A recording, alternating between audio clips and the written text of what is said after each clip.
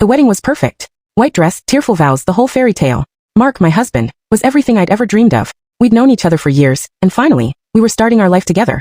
The reception was a blur of laughter and dancing, and when we finally got back to his family home, where we'd be staying for the honeymoon before our own place was ready, I was exhausted but blissfully happy. I slipped into a nightgown, my heart still fluttering with joy. Mark said he was just going to grab a glass of water, and I lay in bed, smiling into the darkness, picturing our future. A few minutes passed, then 10, then 15. A small frown creased my brow. Mark wasn't usually so long. Concerned, I quietly padded out of our room and down the hall, expecting to find him in the kitchen. But a faint light spilled from his mother's room, and a strange, low sound reached me. Curiosity, laced with a tiny thread of unease, pulled me closer. I pushed the door open just a crack. My breath hitched. The image that greeted me was a brutal punch to the gut.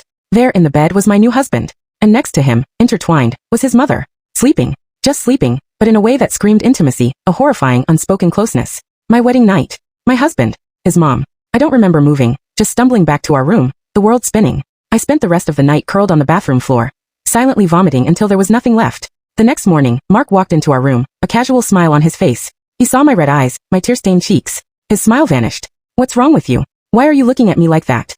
he demanded, his voice sharp. I couldn't speak. I could only point vaguely, in the direction of his mother's room. His face hardened. He knew. "You saw something, didn't you?" he roared, not a husband's voice but a stranger's. His fury was a physical wave, pushing me back. "You were spying." Then his mother, Lena, appeared in the doorway, serene, dressed in a silk robe. She looked at me, her eyes calm, almost pitying. "Oh dear. You found out early, didn't you?" she said, her voice soft but chilling. She stepped closer, ignoring Mark's anger. "It's our tradition, honey. A bonding ritual. For the men in our family. To keep the bloodline pure. To keep the mother's bond unbreakable."